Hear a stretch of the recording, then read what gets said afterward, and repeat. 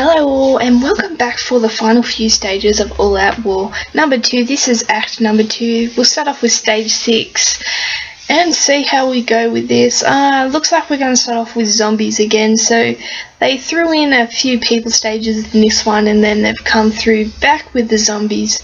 So we're sticking with the same team I've used throughout this act, and that's led by Denise there, which she's had a pretty good attribute for both zombies and also the people. She does the plus 20% increased HP, and then she does the 16 crit, so she's a nice all-around player, I guess, for this stage she has been.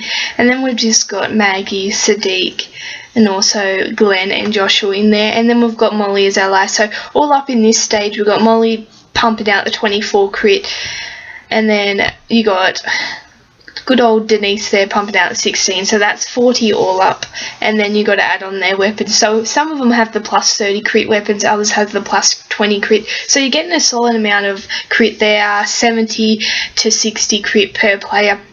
So these guys are pretty much just headshotting their way through these. Now, I'm a big fan of zombie stages. I absolutely love zombie stages. I have a very high crit team. Regardless of how I set them up, I can get a nice crit team, especially having Kenny, who has the plus 36, and then having someone like Connor that has the plus 35 crit. I always feel more comfortable with zombie stages than I do people stages, though I still get through people stages fairly comfortably.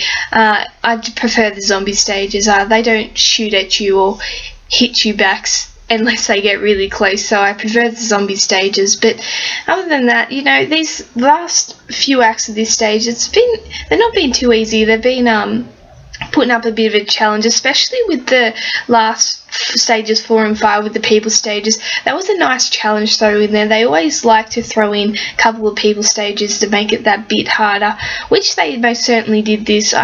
It was still a cruise, but it was definitely put a bump in the road and made things a bit tougher. But like I said, these guys are doing fairly good and headshotting their way through it. Like always, if you are struggling with the headshots and the zombies are getting a bit close, you do have a few options, and that is in regards to your battle items. You have things like your nitric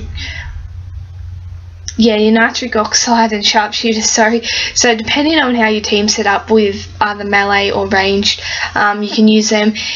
It's always best to try and set up I'd always say it's nice to try and set up one or the other, so you have that option, you know, that all your players are going to benefit from. Even the nitric oxide or the sharpshooters are sometimes having, you know, if you have 3 or 2 of the other, then that's okay, that enough's going to benefit from it. But most of the time, if it's just the one, then you know that all the players are benefiting from it. But at the same time, it just sort of depends on your setup and how it works for you.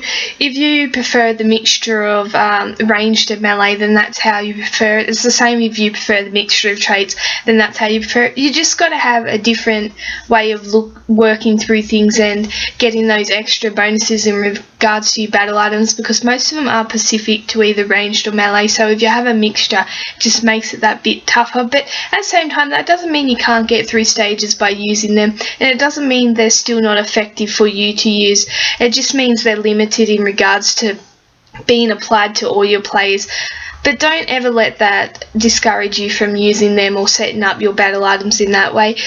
And then you got nice things like you got your blooded shirts, which you can use for everyone, so they're nice little things for zombies. And then your weapons, you want to make sure you're getting the best amount of crit weapons, and also your people that actually have crit rushes. So you got people like Connor, Eugene, Eric, Sophia, even the new 4-star Richard. These are all good players with crit rushes that will get you that boost that you may need to get through the stages. Like I always say in regards to crit, you just want to be making sure you're not missing any opportunities to get those extra crit bonuses, not only from players' rushes but also from your battle items. And you always got to remember, when it comes to zombies, it's not about how upgraded your player or character or even team is, it's about the amount of crit you can make. So if you're able to bring in a tier 1 Connor with the plus 35 rush, the crit rush, then that's better than a tier 4 Andrea who doesn't have any rush ability there. But that is enough crit talk. We'll just finish off these last few zombies and then be done with this stage. and get us a couple of rewards. Not the best rewards, but it is what it is. So there's the last few headshots going down. Finished off wave 8, got a waste pack, that's alright. We'll let these guys finish, and then as I said, get an elite token, so chance at a 5-star, that's always nice. You got a Brady in there and a few supply points. As always, thanks for watching.